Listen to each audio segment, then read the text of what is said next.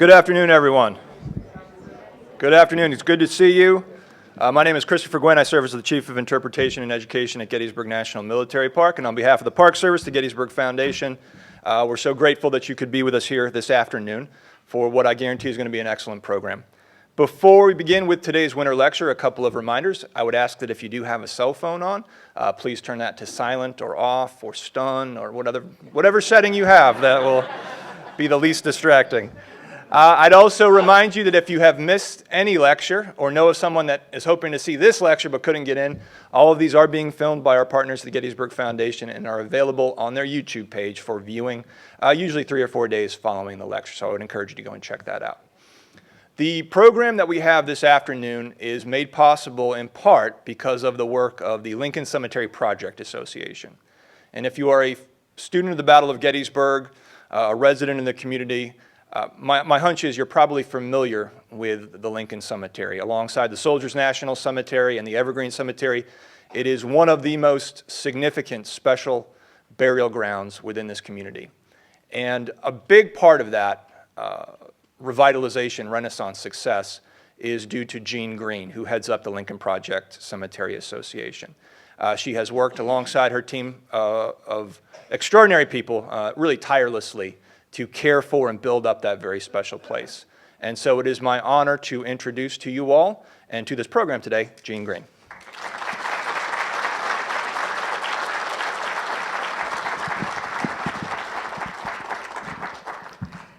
Thank you so much, Chris, and thank you for lending this venue so that we could bring these two wonderful presenters to you this afternoon. Again, my name is Jean Green. I'm with the Lincoln Cemetery Project Association, and this program this afternoon is going to be a wonderful program. It is featuring the greatest orator that was ever, I would say, around, and that is Frederick Douglass, and along with him, his longtime friend, Captain John Brown. So today, this afternoon, I'd like to welcome you for these two wonderful gentlemen and coming together to share their life and their story with you. Frederick Douglass and Captain John Brown.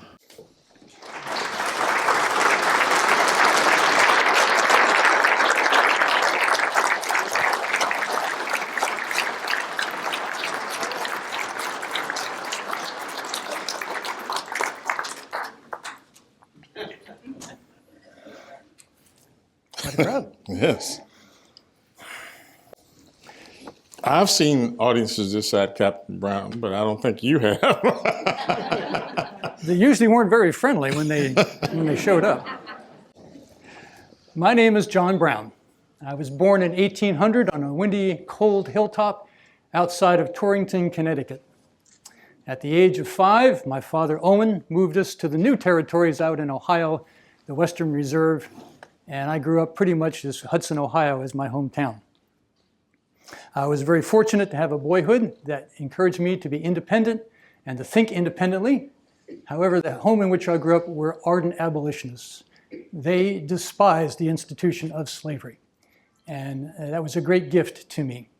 About the time I was 12 years old, I was charged by my father with taking 100 cattle from Hudson, Ohio to Detroit, Michigan. Now, if you think of a 12-year-old boy alone with 100 cattle, moving them 175 miles across basically wilderness, you have some idea of the responsibility that lay on my young shoulders. When I got to Detroit, it was up to me to bargain with the Army. You got to remember, this is the War of 1812. The Army needs beef. And so I sold the beef to the Army and then stayed for a while with a gentleman there who had a young boy as a slave who was my age. We became good friends. One day, however, unfortunately, that young boy displeased his master. And the master picked up a shovel and beat him about the head so strongly that his eyes, his ears, and his mouth bled. The outrage of that anyone could do such a thing to another human being, especially a child, incensed me and left me with a lifelong and very deep hatred, personal hatred, emotionally grounded hatred for the institution of slavery. I made my way back to Ohio, to my father's house, delivered the goods in terms of the money, and went on with my life. About the age of 20, I married a wonderful woman named Diantha. And we had 7 children together, ended up living in a little town called New Richmond in western Pennsylvania, north of Pittsburgh. There I plied my trade as a tanner, as my father had, and life was good. I lived there more than any other place in my life, and I look back on those as very happy days. I maintained my opposition to slavery, but was not very active at that point. About 1837, I had moved back to Hudson by this time, and a man by the name of Elijah Lovejoy had been publishing a paper which was attacking slavery right across the river from slave territory. And at a certain point, people in town got a little upset with him about doing that, and they attacked his press, and they attacked him, and he became a martyr to the cause of abolitionism. And I stood up in a church meeting, and I raised my right hand and consecrated my life personally to the destruction of the institution of slavery. I could not wait for someone else to take up this charge. It was no one else's responsibility but mine. I was going to destroy it, and I'd been given that charge not by my own personal convictions, but by God himself. This must end. Unfortunately, my first wife, Diantha, became ill with the birth of our 7th child, and she passed away. Her body still lies there in New Richmond. Having 6 surviving children, did care for as a young man, was quite a bit, and so I hired a housekeeper to help care of the children. As it turned out, she had a daughter who was 17, and I needed help. And she was of a accommodating personality, quiet, well-tempered, dedicated to her tasks. And so being a bit of a shy man, I could not walk up to her and ask her for her hand in marriage. So I wrote a note and slipped it in her apron pocket when she wasn't looking. And after a while, she found the note and walked outside, and I followed her out, and she agreed to be my wife. At 17 years old, to take on a 32-year-old and 6 children, the woman had a lot of faith. We went on to have 13 children together. Now, not all of them survived to adulthood. In fact, only 5 of them ever had children that survived. So although I had many children, not many are left to carry on the line.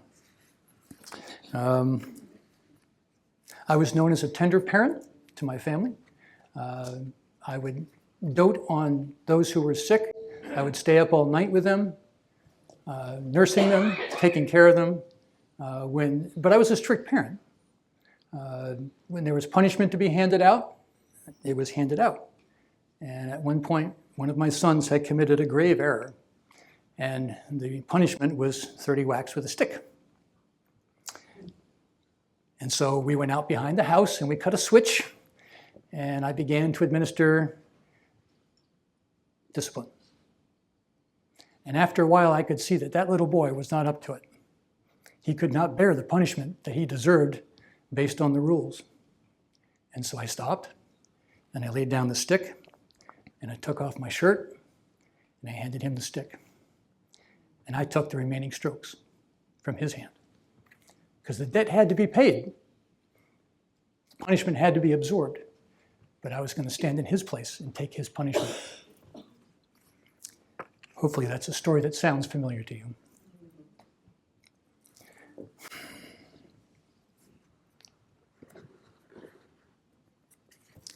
About 1849, by 1849, I'm living in a place called North Elba. A man named Garrett Smith gave a bunch of land for people who had been displaced by slavery and wanted to start over in life. And I got a piece of that land to be up there to sort of shepherd that community along. I lived in a place called Springfield, Massachusetts, where I had met Mr. Douglass and had made acquaintance with him quite joyfully. One day, out of the bush, came a man hiking for pleasure. His name was Richard Henry Dana. He had written a book called 2 Years Before the Mast. He was an ardent abolitionist. But I surprised him. Because when it came to dinner time, and my formerly enslaved friends came to sit at table with me, I addressed them as Mr. and Mrs., not uncle or by aunt or by their first name. I treated them as equals at the table. Mr. Dana was quite surprised by that and remarked on it at the time about how odd and unusual it was that John Brown could treat people of another color the same as anybody else. About 1854, I'm going to skip ahead a little bit, I had 5 sons who set out for Kansas Territory. There was a new place out there, Kansas-Nebraska territory was going to be heading towards statehood, and with the changes that had been taking place with the Fugitive Slave Act and other things that had taken place, this was now going to be up to local control to decide whether it was going to be a slave state or a free state. So a lot of people from Missouri came across and wanted it to be a slave state, and a lot of people from the east were coming out to try to make it a free state. Well, my sons got the idea, and in 1854 they headed west. They got out there in 1855, they had a terrible time through the winter, and they got out there, and there were terrible predations by the border ruffians, the people who wanted to have Kansas become a slave state. And they wrote back and said, "Dad, come bring guns." They had hunting rifles, but they didn't have anything that would stand up to the kind of opposition that they were facing. And so I did. I raised money, I bought guns, and we took them west. I arrived out there in October of 1855 and found my sons living in tents as the winter came on, sick as dogs. And I basically had to kick them out of their bunks, sick as they were, and build because winter was coming. And if you've ever been in Kansas in the wintertime, you know it's not a very friendly place. And we had to build log cabins. We built 2 of them and survived the winter. Unfortunately, by the next spring of the next year, things got a little sideways. People were hunting me. There was a 300-man militia that was hunting me. And so being a surveyor, I went out and surveyed a line through their camp and said, "Where are you guys going?" "Oh, we're looking for John Brown." "Oh, really? What are you going to do?" "We're going to kill him." "Really? Where are you getting your information from?" "Oh, there's a fellow over on Pottawatomie Creek who's been feeding us information." "Really?" So I went over and surveyed a line through his camp. You got to remember, not a lot of people knew who people were. Photography was still in infancy, and reproduction of images and identifying people by picture was still a new thing. And so I talked to him. I said, "So what's going on?" "Oh, I'm hunting John Brown." "Really?" "Yeah, next Tuesday we're going to go over to his house and kill him and all of his sons and wipe out his line." "Really?" I left there, and I got word that the town of Lawrence, Kansas had been attacked by that militia. Lawrence was a strongly abolitionist town, a free soil town, and I didn't get there in time to protect people that I knew and loved, and it vexed me sorely. And it was coming up to that day when that man was going to come to my house and try to kill me. And there is no sheriff. In fact, the sheriff wants my life too. There is no governor, no government to appeal to. There is no U.S. Marshal. If I want a first responder, I've got to be one myself. And so I did a preemptive raid. I went to Mr. Delaney's settlement on Pottawatomie Creek in the middle of the night, and I drug him out of bed, and I had his head cut off. Because there were other settlements nearby. If we used firearms, they would have heard and been alerted. I've never dodged the responsibility of that, but I surely regret it. From there, things went on. There were battles. I picked up a reputation as a fighter, captain of militia, and eventually I was able to carry out my plan to strike a blow at the heart of slavery in Virginia, at a little town called Harper's Ferry. But you'll hear more about that later.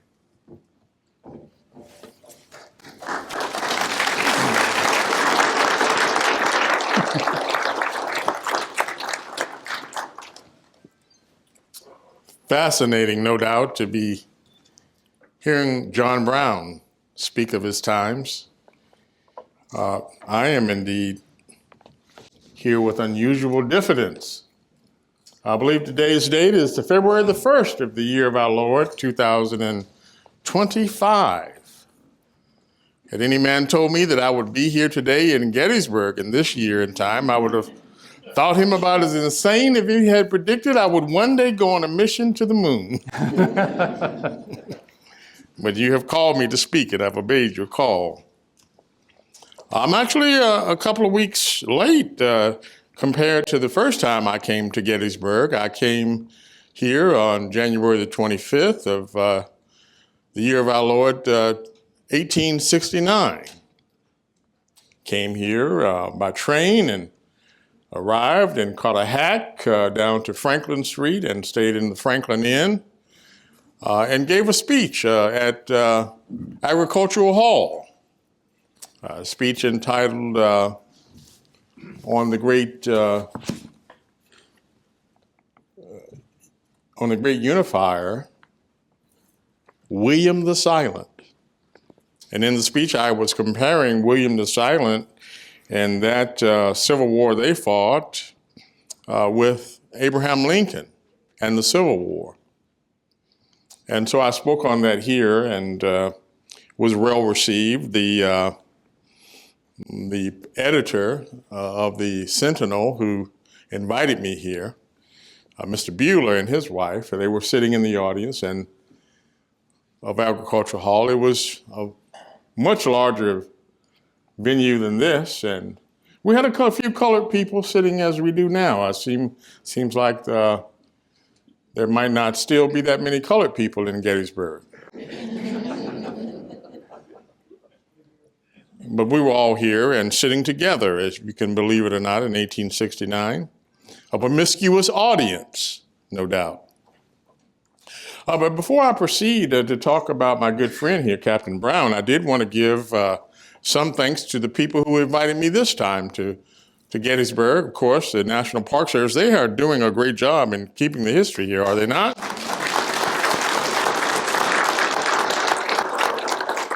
And the group from Lincoln Cemetery, they are keeping the history as well.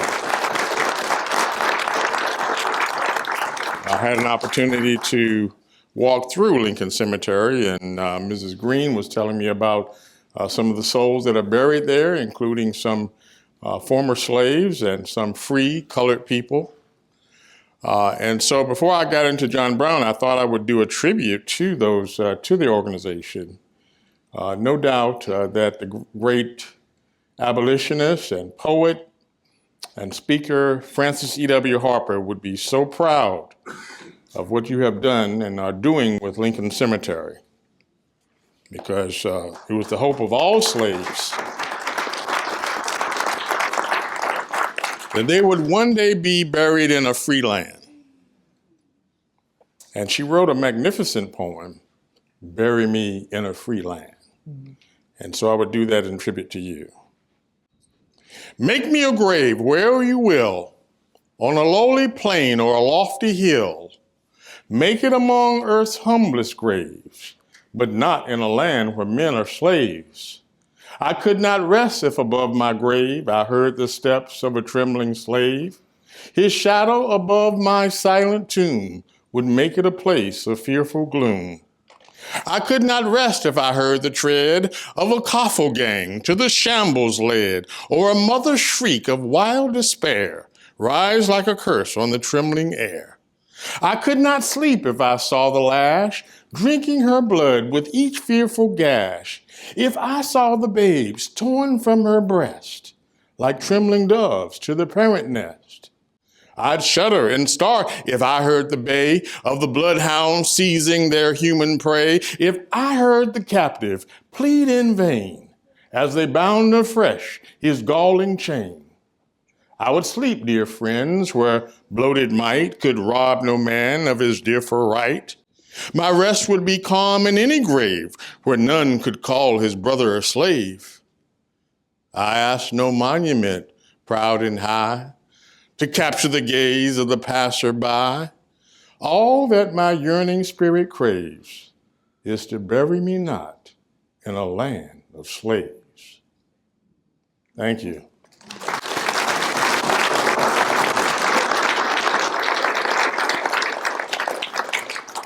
And so you might know, if you have read my narratives, Narrative of the Life of Frederick Douglass, My Bondage and My Freedom, Life and Times of Frederick Douglass, you know that I was born in Talbot County near Tuckahoe Around the year 1818, my name at that time of birth was Frederick Augustus Washington Bailey.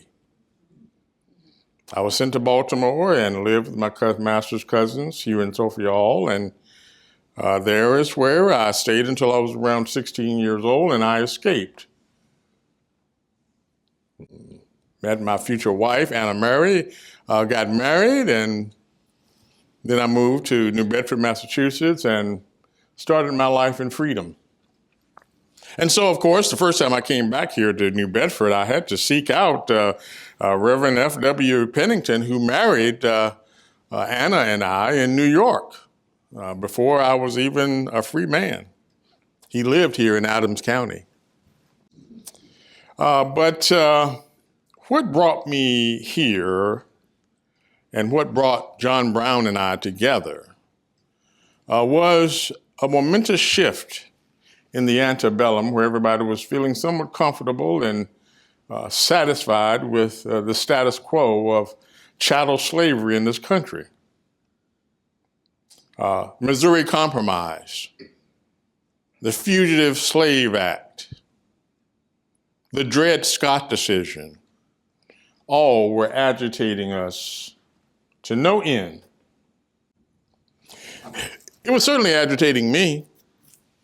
I believe around the time that John Brown and his sons attacked the men at Potawatomi, it was not only that those men had gone into Lawrence and killed 6 people, but someone had attacked a senator on the floor of the Congress, Charles Sumner, with a cane and almost killed the man. He was a friend of mine. I know, sir. And so, although he said he had regret for making justice, he certainly had a reason. Many people say about the rebellion. I say, the only thing worse than rebellion is the thing that causes rebellion. And so, just as Abraham Lincoln did, based on the Dred Scott decision, that was the final straw for me. Abraham Lincoln wrote a great speech about that, and so did I.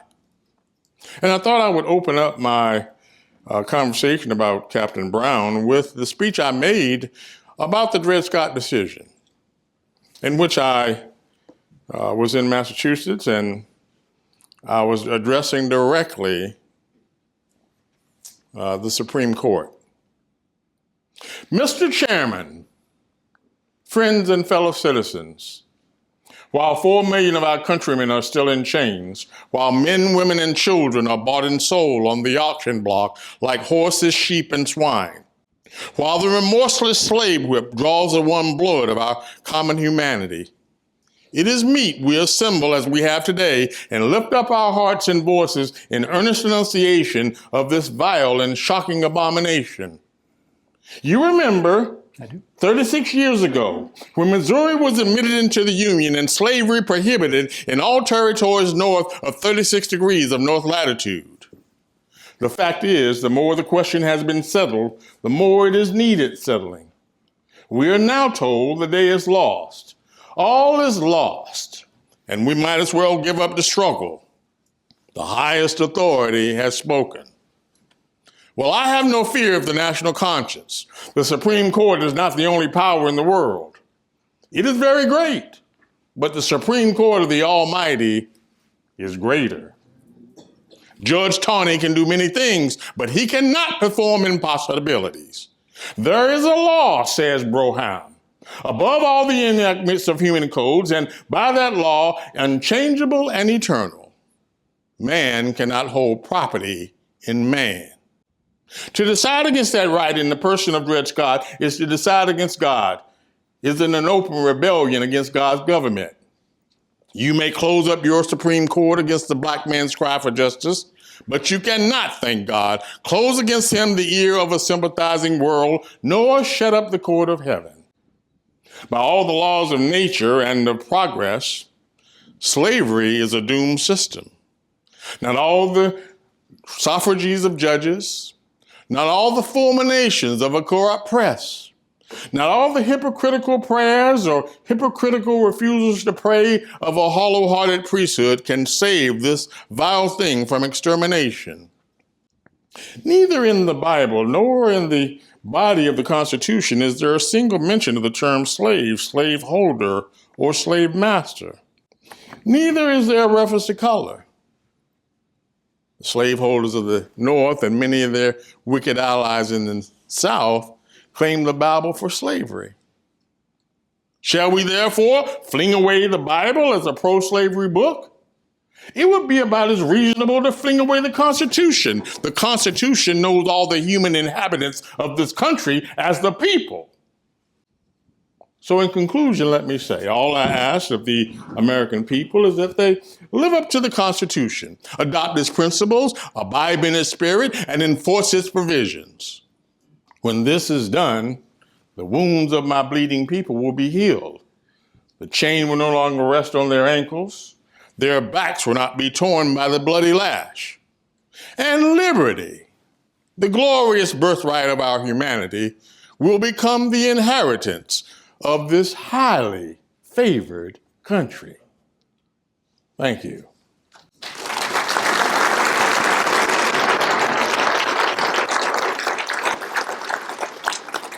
So yes, Captain Brown and I joined forces to some extent. I met him at his store and house and was sat at his table just like I was part of the family. And you were. He came to my house in 1857 in Rochester and stayed for quite a while. I don't know what he was doing up in that attic, but Writing. But he stayed there a while, and then his raid on Harper's Ferry. I won't get too much into that until we sit down and start talking a little bit, but certainly I would say to all of you, if John Brown's raid on Harper's Ferry was all his own, his zeal for freedom was far superior to mine. Mine was a taper light. His was the burning sun. Mine was hampered by time. His stretched into the silent shores of eternity. I could speak for the slave. John Brown would fight for the slave. I would live for the slave. John Brown would die for the slave. Thank you.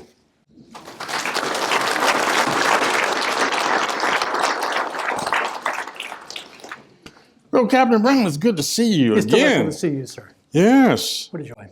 Imagine us being here in this time. I had a hard time finding a hack in Gettysburg. I approached a young lady at the train station. I said, "I'm looking for a hack." And she said, "What is a hack?" I believe it has a different meaning these days. I think she told me it was an Uber.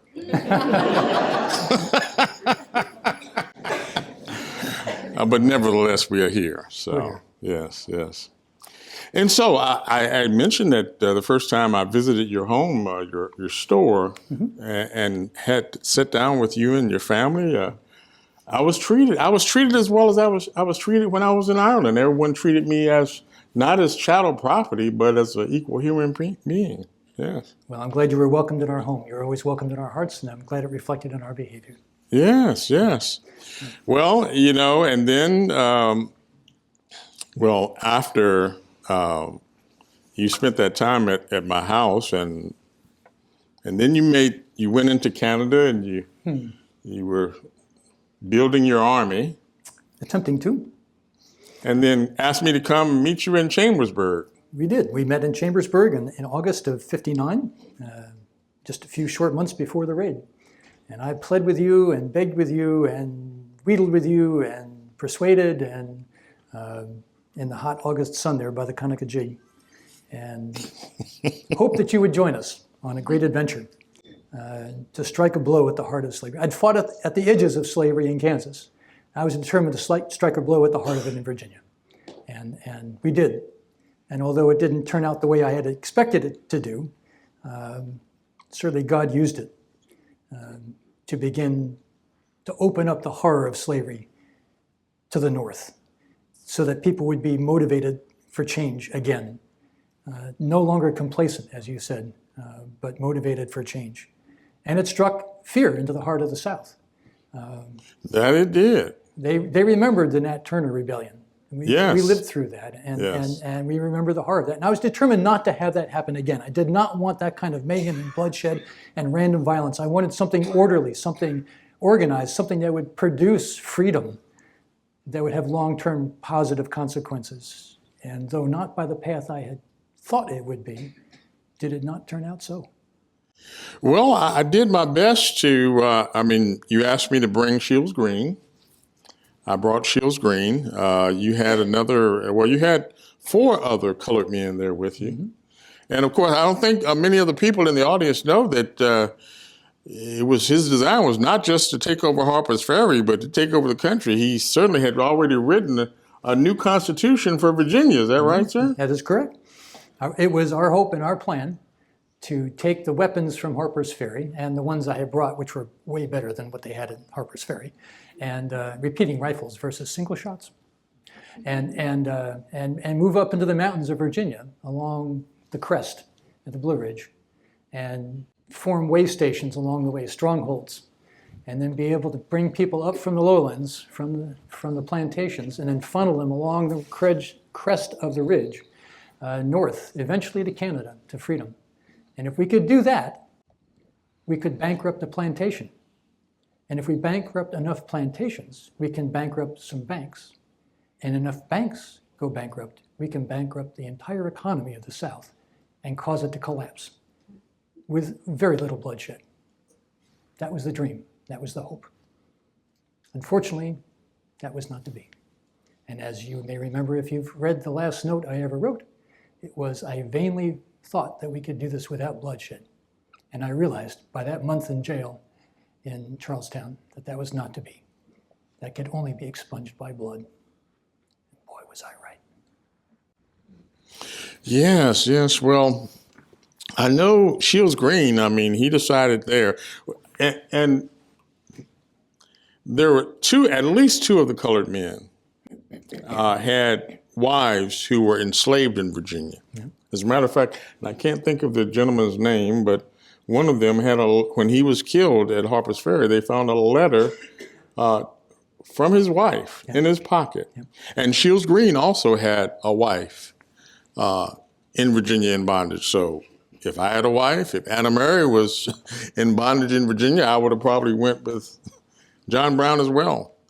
But I declined. I told Mr. Brown, I think this looks like a steel trap, sir. I'll live for the slave, and you might, in fact, die for the slave. And as I started getting the reports out of Harper's Ferry that he was captured by Robert E. Lee and others, I decided it was time for me to go. So I got on a train and went up to northern New York, and then went into Canada and then on to England. And John Brown, you were in jail writing letters. I think you probably wrote 100 letters from jail in that period of time there. You were waiting to be... They gave me 30 days and I used every bit of them. He wrote so many letters, and they found evidence in his satchel that I was a part of it. I had to write my own letter saying that I had nothing to do with the raid, and that my trip to England had already been pre-planned, and just by the time I left New York, the federal marshals had already come to Rochester looking for me. And I spent that time in England. And the only reason I came back was because, of course, one was that now with Fort Sumter, they had forgotten about John Brown. And my daughter, my youngest daughter, Annie, who was 10 years old, had passed away from consumption. And so now them not looking for Frederick Douglass, I came back to bury my daughter. But there were so many times in the letters that we exchanged. You were a letter writer, sir. Yes, I was. Yes. You remember when you were at my house, the letter that we wrote? Well, you were writing a letter to your wife. I was, and I have it. Oh, my goodness, do you? I do. Yes. Should I read it? Well, parts of the letter? it's a rather long letter, Yeah. but you know what? You were trying to convince her that, you were up to some positive things. You had been gone quite a while. She was a very long-suffering wife, had put up with us. Yes. But the fact that you would sign on to the end of it and assure her of my activity and intentions, I'm sure was very great comfort to her. Yes, I just wrote in the borders of the letter that John Brown is with us, Mary. But it wouldn't be prudent for him to try to come home now. Things are very dangerous for him to travel. And so if you all would like to come and visit us and bring the children, we'll be happy to keep you here on South Avenue in Rochester. And so she got that letter. And She got that and was comforted by it, I have no doubt.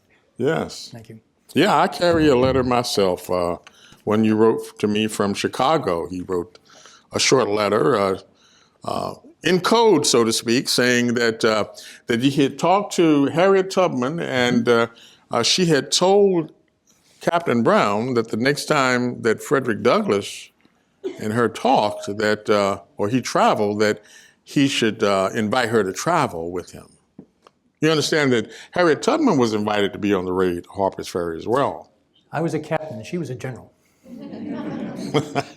At last, she contracted pneumonia and was not able to travel with me. But think of this. Had Frederick Douglass and Harriet Tubman been in Harper's Ferry and been killed, they would have silenced two of the greatest voices for emancipation and abolition in the history of the world. I'm so glad they weren't there.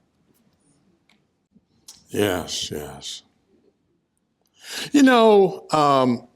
From my experience, I taught myself how to read and write. And much of the reading that I did and the inspiration of the time were from poets, all the poets of the time, Whittier, Longfellow, Emerson. These poets were all speaking about the antebellum, the Civil War. They were talking about those things of the time. I don't know what the poets in your time were speaking about. If someone came or did some research 500 years from now and tapped into what the poets were talking about, I don't know if they would know what was happening in the year of our Lord 2025. But certainly, if you read the poets of the 19th century, you could tell what was going on. Whittier was paying attention. Herman Melville was paying attention. He wrote a great poem about the hanging of John Brown. He called it The Portent, which we all knew that this raid on Harper's Ferry would be the spark that started the Civil War. Many people say it was Fort Sumter. We say it's the hanging of John Brown, the raid on Harper's Ferry. It's amazing what a great writer can do with just a few words. Herman Melville, the hanging of John Brown. Hanging from the beam, slowly swaying. Such the law. Gaunt the shadow on your green, Shenandoah. The cut is on the crown, lo, John Brown, and the stab shall heal no more. Hidden in the cap is the anguish none can draw, so your future veils its face, Shenandoah. But the streaming beard is shown, weird John Brown. Meteor of the war.